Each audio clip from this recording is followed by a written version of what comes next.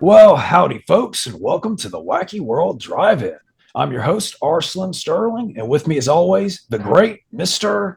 Hey, Dick Vincent. Hey, everybody. Glad to be back. And we are doing, as everyone can hopefully see, the video stuff today. So, all sorts of high tech stuff going on today. And hopefully, everyone can see Rob's really cool Christina Lindbergh t shirt. Oh, yeah, right.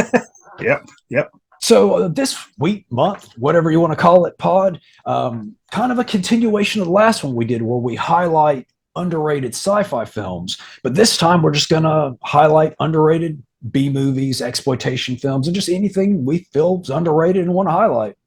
Yeah, we want, stuff we want people to watch. All right, why don't we let you start out? What's your first one? My first one is from 1976. It's called Hollywood Man. Anyone who's followed my blog or even listened to me and Rob know we both like biker films. Mm-hmm. And this is a cool biker film. It stars William Smith, which is always a definite plus for biker films. And it's really a cool idea. It's directed by Jack Starrett, who did stuff like Race with the Devil and Cleopatra Jones and stuff. But Okay. the story is William Smith is attempting to film a low budget biker movie. And he plays the director and the star. And he gets involved with like the mafia, trying to get, he has money owed to them. And it's really just this great little story of, this one guy just doing whatever it takes to get his little biker movie done. It's got Don Stroud in it and Jennifer Billingsley, but it's just kind of this great little meta thing, about a directed movie about a guy trying to direct a biker film. And what year was that?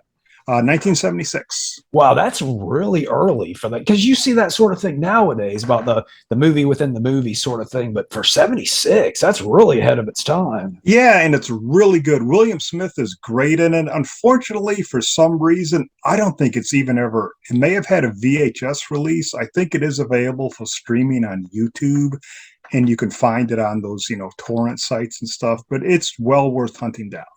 And what is the kind of vibe of the film? Is it like a drama or? Drama, yeah. Yeah, definitely drama. There's not a lot of comedy in it. It's definitely just him, William Smith, just, literally driving himself to the brink to get this movie done. He has all of his money tied up in it. He's borrowed money, and it's just a great story.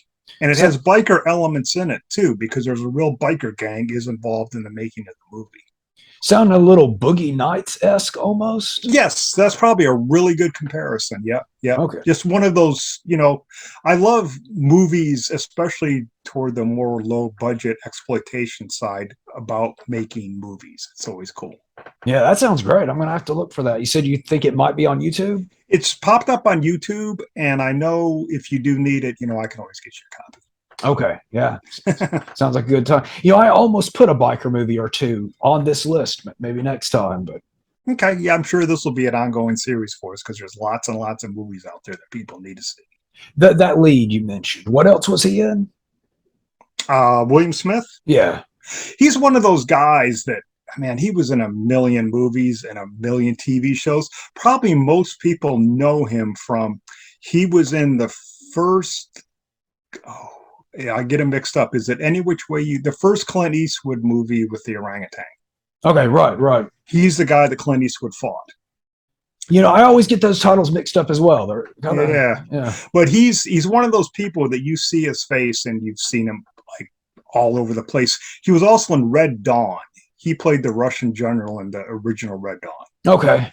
and he did a million biker films. And he's one of those guys that whenever I see him in a movie, it immediately, you know, knocks the movie up a couple levels for me. Since we're on the biker movie thing, I almost grabbed it and I did it, and I'll go ahead and throw it in there even without the Blu-ray, and that's a Hell Ride by Larry Bishop. Which one? Hell Ride? Is that the one that just came out from Vinegar Syndrome I recently? I don't know. It's No, I'm not familiar with that one, I don't think. okay. It's a what you call it, one of those Quentin Tarantino produce or presents ones. Oh, It came out in the I guess the 2000 somewhere 2010 ish sort of, but it stars Larry Bishop, who was a biker movie actor back in the 60s and 70s, and him, and then Michael Madsen and Dennis Hopper's in it. oh, wow. Yeah, it's one of the few well, I say modern, it's probably 15 years old now, but modern for me, one of the few modern movies I really enjoyed. But yeah, it's just kind of like one of those late 60s, early 70s style biker movies, but just a modern one. And Larry Bishop, I think he wrote and directed it. So I take it takes place, it's like kind of like an older bikers Uh, getting back to, yeah, kind of, sort of. Yeah, it's kind of like an yeah. older biker gang. Yeah. Oh, cool. It sounds like a great cast, man. Dennis Hopper. Yeah, his role's not huge, but it's memorable. Oh, okay. I'll have to check that one out Yeah, then. I definitely recommend that one. There was a while where it kept popping up at the Dollar Tree. That's where I found it on Blu-ray. Oh, see, everyone, I always hear these great stories from people about finding stuff at Dollar Trees. Our Dollar Trees suck around here. All we have is like 27 copies of some animation sequel I never heard of from Pixar or something. Yeah, ours it's pretty rough too. It's Yeah. rare that I look out and find something, but and like right now they have a lot of DVDs at my local one, but they're all stacked like on their side, going straight up like this. Oh, So it's man. really hard to look through them and get through them. You have to like kind of squat down and really, it's work finding stuff in that one. I used to find great stuff at Big Lots. Yes. Mhm. Yeah, I found like that's where I got my Billy Jack box at. But yeah, they've been kind of slim pickings too lately. Yeah, and they've gone up too. The prices I've noticed they aren't nearly as cheap as they were. Okay, I guess we'll since I cheated and slipped one in there, we'll go to your next one. What's your next one? Oh, okay. My next one is one called Streets from 1990. It was directed by Kat Shea, who she's this real interesting director. She was kind of one of the later New World directors who came out of there, and she did stuff. She did Strip to Kill and Mm, Poison Ivy, and this is a really neat little movie. It stars Christina Applegate from okay. Married with Children.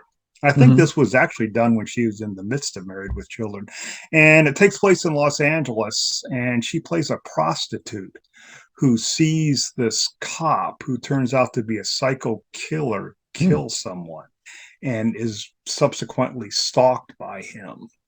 But it's really great. It's got a great kind of that. I am a real sucker for like 80s and 90s LA movies with like the just the lighting and the way the city looks. when LA was still LA, Yeah, essentially. that's Yeah. when I lived out there, so I have a bit of a homesickness sometimes. And a lot of it takes place at night and just has that really, it just feels like LA at night, the warmth and the lights and everything. And Christina Applegate is really good in it. Hmm. And it's a surprisingly, not I shouldn't say surprisingly, because I do like her other work, but the directors, but it's a really just a great little B movie. Well, I like her work too. Strip to Kill. That's a good one. Yeah, she's done some, and she did Poison Ivy, I know, Mhm. and she's done. Yeah, she's a real. She's one of those, you know, New World people that kind of broke out, and she's done a lot of TV, I think, too. But yeah, I Oh, really enjoy that. I don't know about you, but whenever I see that New World logo, that's just nostalgia for me right there. Every time I see it, it just takes me back. Yeah, yeah, firing up the old VHS and putting that tape in and seeing the New World logo. In that same sort of vein, I could have easily talked about the Angel films as well, which I know you're a fan of Man, also. I almost picked one of those, especially because I just watched the third one recently. Mhm. I got the box, and the third one I really enjoyed. It's got doesn't have what's her name, Joe Wilkes, Mhm. the actress Donna Wilkes, but it's got someone different in the lead role. But it was kind of a cool movie. I like all three, and that's one of those cases where it's difficult to pick my favorite. I guess it just depends which one I've seen most recently because they each have something that's kind of appealing. They do. And the first one for me is always one of those ones that it seems like it was on late night cable, like just constantly. And I must have saw that thing, I bet you 50 times. Who is it? The older gentleman, Rory Calhoun. Rory Calhoun, yeah. Oh, he is so good in those. Yeah, I Uh, love him. He pops up in a lot of movies in that era. Yeah, like each time I watch him, kind of forgotten what happens, and I always worry about his character. It's like you better not kill him. Yeah, he's great. Great. Okay, so I guess I'll go. My first official one would be, and this is on a pack. Let's see if I can, because of my lighting, this is not working out nearly as well as I'd hoped. Oh, is that one of those 12 movie things? Yeah, but it's a little movie called Cave Girl from 1985, and it's actually Daniel Roebuck's very first film. If you're familiar with his work. Oh yeah, yeah. The Yeah, Rob Zombie and yeah, he actually did this one before River's Edge. This was oh his wow. film before that. But it's basically about a guy, kind of a nerdy guy that I don't remember how, but he ends up getting sent back in time and he kind of falls for a cave girl. And it's just a zany little fun 80s comedy romance about a guy and a cave girl. Cool, cool. Who directed it? Do you know offhand? I do not know offhand. Okay, yeah, that sounds interesting. Yeah, it's a lot of fun. And oh, I highly recommend this pack too. I mean, it's got some great ones from Hunt to The Van, Pom Pom Girls, The Beach Girls. I mean, pretty much everything on here. I mean, this is just, if you can still find this one. Yeah, yeah, that's a good one. That's all those Crown movies that they always repackage in all those multi Yes, packs and exactly. stuff. All the Yeah, Crown International ones. Some yeah. really good ones on here. But I yeah, found one a while back that actually has 250 movies.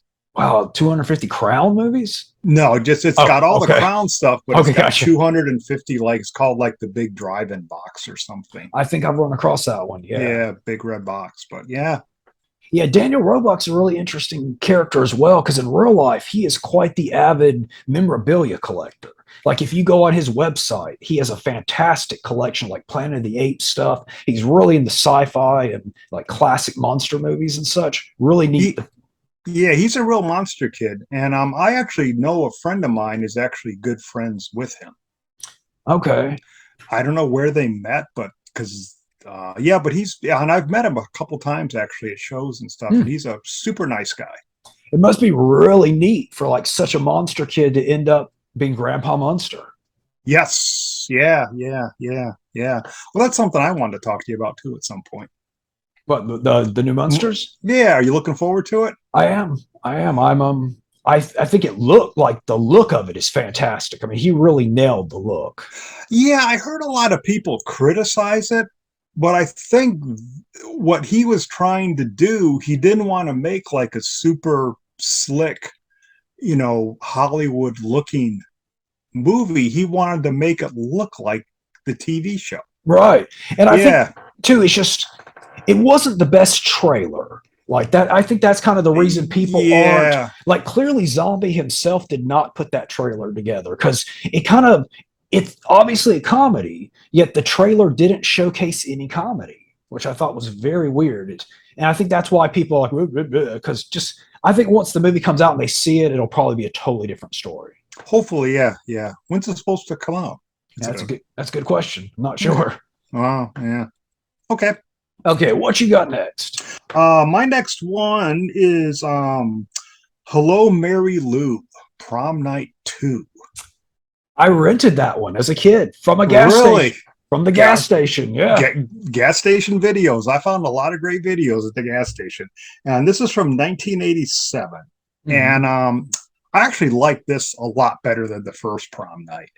The first prom night to me always just seemed like kind of a generic slasher with all the disco stuff. And I think if not for the fact that Jamie Lee Curtis was in it, it'd pretty much be forgotten today. Mhm.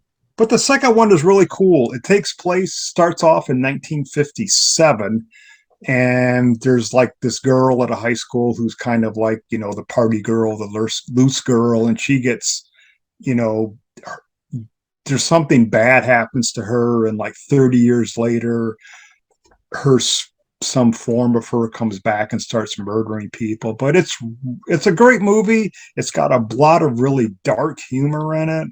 It's a Canadian movie, so it's got a whole bunch of people in it that I don't know. The only guy I really recognize in it is Michael Ironside from Scanners and stuff. But it's again, I probably say this a lot today, but it's a cool little movie.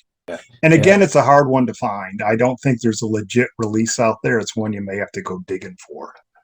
And since you said it has comedy in it, if I'm going to enjoy something like that, comedy usually helps. It's got it's very dark comedy, and there's not a lot of it in there, but it does have a wink of an eye sometimes to you. Okay. Yeah. Let's see what I want to do next. Okay, this next one is one with kind of a misleading title. You hear this and you would think it's something totally different than what it is. And that's Cannibal Women in the Avocado Jungle of Death. Oh, yeah, with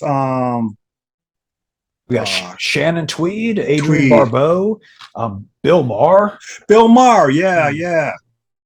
And you would think, again, that this would be kind of like your typical cannibal movie, gore and that sort of thing, but not at all. There's actually, I don't know if there's any gore in it at all, no horror elements at all. It's actually just a straightforward, fun 80s comedy. Cool. Yeah, I remember that's another one of those ones I have vague memories of seeing on cable. I don't remember anything about it, but I remember enjoying it, I think. Oh, yeah, it's fun. Shannon Tweed's, I believe she's either an archaeologist or a scientist, and some people, her colleagues, have disappeared in the wild jungles of California, and they have to go in there and find them. And again, you would also too maybe think with Shannon Tweed that it'd be kind of a sleazy movie. It's not a sleazy movie either. It's like I said, it's just a good 80s comedy. Not that sleaze has anything to do with being a good 80s comedy. I'm just saying it's not a sleazy movie. It's just a fun movie. Cool. When did it come out? Oh, let's see if this says. It doesn't. It's okay. 80s comedy. That's good enough for me. I would guess late 80s would be about the time, I would guess. All right. Because Bill Maher still had his mullety kind of hair. So yes. Yeah. All right. What you got next? My next one is one called Suburbia from 1983. Directed by Penelope Spears, who did the Decline and Fall movies, like of Western Civilization. And this one is about, again, I think it's one of those Concord or New World pictures. And this one concerns a group of these kids, runaways, who have banded together and live in this like abandoned housing project off the 605 freeway in Los Angeles. It's due to be torn down for expansion. And they're all, it's from 1983, and it's got this really great punk rock kind of vibe through the whole thing. The kids are all kind of punk rockers, and they survive by like going into outlying neighborhoods and stealing food from the people's garage refrigerators and stealing food from stores. And there's this neighborhood vigilante groups that's after them.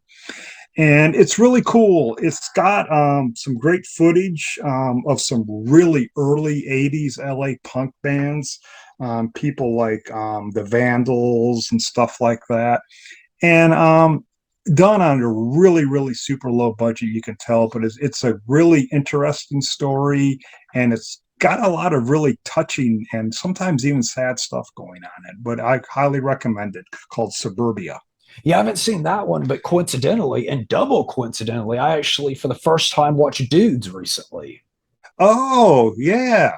And who does that star? Daniel Roebuck. Wow, cool. Have you seen that one? I think I saw it years ago. But yeah, it's basically John Cryer, Daniel Roebuck, and Flea from the Red Hot Chili Peppers. Flea is in Suburbia. Okay. And they're punks, and they're heading to California, and I think they're somewhere like Arizona or something, and some like very gruff, almost redneck types end up killing Flea and chasing Daniel Roebuck and John Cryer off, and then they come back for revenge. A much more serious and darker movie than I was expecting going in with something called Dudes. Yeah. Interesting. Cool. And the bad guy of the film, if I'm not mistaken, was Lee Ving. Oh, the singer for Fear. Yeah. And of course, Clue. Yeah. Yeah, Mr. Body in Clue. Wow, cool. Kind of got like a 6-degree thing going on there. That's neat. Yeah, I watched that one on YouTube as well. So, well, YouTube, a lot of good stuff. If you got to go digging a lot, but there's a lot of stuff on YouTube. The way I kind of do it often is I'll just look for playlists. And sometimes you can find stuff in playlists that doesn't pop up in the searches. Like I'll do 80s comedies or classic sci-fi or something like that, and find a lot of good gems hidden in there. Oh, okay. Neat. Okay, so the next thing is not a movie, but it's a DVD that I think every fan of B movies, exploitation films, and cult cinema should own. And it's one of the best things in my collection, and one of the things I've watched probably more than most anything else. Oh, the extra weird sampler.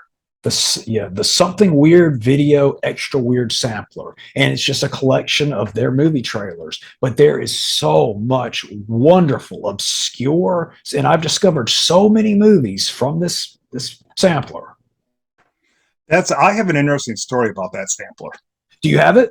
Yes, I own several copies of it Okay. because when I worked at Borders, the old Borders bookstore chain, we hooked up with a deal where we carried something weird videos, their DVDs. At Borders. We had a display of Borders of something weird DVDs, and they sent us those. In fact, the ones I have, they look exactly like yours, only there's a Borders logo on the cover.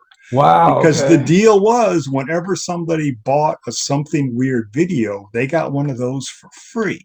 Oh, that's cool. But what happened was someone actually watched that and said, wait a minute, we can't be giving this out to people. Okay. Yeah. So they were all pulled, and we ended up with cases of these in the back that we eventually sent back. And I nabbed a few of them and took them. Oh, And fantastic. yeah, but it was kind of like a failed attempt at marketing. Because evidently no one at Borders watched the actual movies that we were supposed to be selling. And I was like, oh my God, I knew something weird video. This is great. You don't happen to know if that's ever been released on VHS, do you? As far as I know, it was DVD only. Okay, because man, I would love a VHS copy of this thing as well, just for the collector value. Yeah, they used to do those cool things on VHS. They did them for a few years. They were called like the World of Weird, I think. And they would just be these random little compilation tapes that I think they gave them away when you ordered stuff. I've got a couple of them here somewhere. And they would just have like old trailers on them, weird old commercials, weird old forgotten television pilots. And they were really cool, but they're called World of Weird. Okay. And they're similar to that. This may be kind of a too deep a pull, but do you happen to remember any movie that you discovered off this compilation in particular? Not really, because I was already buying a ton of something weird at the time. Had bought it on VHS, and this is when they were transitioning to video. I was just familiar with a lot of it. I just thought it was so cool just to have that DVD that had all the trailers on it with all the Dave Friedman stuff and everything. And I think a lot of the Harry Novak stuff is on there too, isn't there? Yes. Yeah. I tell you, I remember in particular Space Thing is one I discovered through this and then hunted down. Well, that one's obscure now. Like it's hard to find that anywhere. Yeah, especially now because something weird has cut back on their catalog a lot. Mm-hmm. They still have a website and they still sell stuff, but it's not near as extensive as it used to be. Yeah, like I was going to cover a Space Thing for the channel, and I went looking just to get some clips from it, just because I like to show clips now whenever I'm doing stuff. I could not find like anything. I found like the trailer. That was about it. Oh wow! I don't know if I've had that one or not. Was that just VHS or did that ever come out on DVD? It did have a DVD. I guess because it's on that sampler. Yeah, so it must have had a DVD. Yeah, I just have a burned copy myself. Oh, okay. Yeah. So yeah. Neat. That's a good choice, Rob. If you folks can find this, I don't know if it's out of print or not, but I see them pop up on eBay quite often. I think there's probably a whole bunch out there floating around from the Borders fiasco. So find it or break into Dick Vincent's house. Yes, because I have a stash of them somewhere. My next one, me and Rob have been kind of going back and forth a lot with some film noir stuff, and maybe a hint for a future episode here. But anyways, so I did pick a film noir up for this one. This one is called City of Fear from 1959. It stars Vince Edwards, who most people probably know. He was in the old Ben Casey TV show. but he did some great film noirs. He was in The Killing, the Stanley Kubrick movie, Mm-hmm. and he just had this really great kind of. He always one of those guys like he was always pissed off and wanted to beat you up, even when he was in the Doctor movie, Ben Casey. But City of Fears, he plays a convict who escapes from prison. And when he escapes from prison, he thinks he steals like this container that he thinks has heroin in it. But actually, it's full of some radioactive isotopes that were sent to the prison laboratory for some kind of experiments or something. So he has this canister of radioactive isotopes and he keeps trying to break into it and he can't get it open and he's getting sicker and sicker and the authorities are chasing him before he can open up this thing and just cause some kind of catastrophe. And it's one of those ones it's kind of filmed in real time. And it's just one of those things where it's kind of like he's got the radioactivity and they're trying to get him. And it's a really great film noir. It's interesting with the film noir because people kind of consider the 40s to be the golden age of the film noir, but there's some really quality stuff that came out in the 50s too. There's some really cool 51s. And a lot of them, I don't know what it was, but there's quite a few that sort of took like a medical or scientific slant to them. There's one called The Killer That Stalked New York with Evelyn Keyes, where she has smallpox and they're trying to catch her before she can kind of spread it all over. But yeah, 1950s, I actually enjoy the 50s noirs. Perfect example, Touch of Evil, which is still one of the best I've ever seen. What was that? That was later 50s too, wasn't it? Yeah. That's a great one. That whole opening tracking shot is still amazing to this every time you watch that. And it really shows how good of an actor Charlton Heston actually was. Because he's one of those ones that kind of like Jack Nicholson, that kind of became himself in everything he did. Kind of became a character, the character of Charlton Heston or the character of Jack Nicholson. But it showed back then he was still, you could just see what he could actually do when he wasn't being all awesome and Heston-y. Yeah, he did some cool stuff. And that's one of those movies that it's just like, just every other scene someone pops up in it. I mean, you have Dennis Weaver. Oh, look at there's Dennis Weaver as a hotel clerk. Marlene Dietrich shows up. And it's just, yeah. And you want to talk about a great villain in that, even though we should probably save this for a film noir episode. But little preview. Yeah, a little preview. There you go. Okay, let's see. So next up, let's go. And this one is a really interesting because it's really obscure and hard to find these days because there's some licensing issues, rights issues with it. But it is a collaboration between Fred Olen Ray and Jim Wynorski. And that is Dinosaur Island. Oh, yes. And this is a bootleg for full disclosure because that's pretty much the only way you can get it these days, as far as I know. Yeah, there must be something messed up with that, but that is a cool movie. Oh, yeah, it is a lot of fun. I assume it came in to kind of capitalize on the Jurassic Park kind of feel, but basically a group of goofy soldiers get stranded on an island that happen to have dinosaurs and cave women, and fun hijinks ensue. Wow, yeah.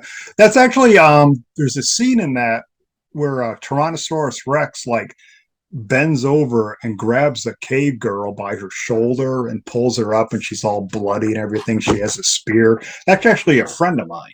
Really? Okay. She was an extra in that movie. Yeah. So that's her little moment of glory. She was in Dinosaur Island. And she got bit by a T-Rex. Fantastic. Yeah. Yeah, that's one of the ones that I saved, one of the laser discs I've held on to. Oh, okay. I have a laser disc of Dinosaur Island. It's an official release then. Yes, it was an actual release. Yep. Wow. Okay, I didn't realize it ever had any kind of release other than VHS. Yeah, a couple of Fred's films from that period. I also have what was it? Attack of the 50-Foot Centerfold. Right. Yeah. Yeah, that came out on Laserdisc, and there's a few of Fred's movies that made it out. And look at that. See if we can get it without the glare there. That cover art too. It's a great cover. Kind of like a Ken Kelly kind of thing. And that's all the time we have for this go round. But don't worry, we will be back. Part 2 to this video is coming at some point in the very near, kind of, sort of future.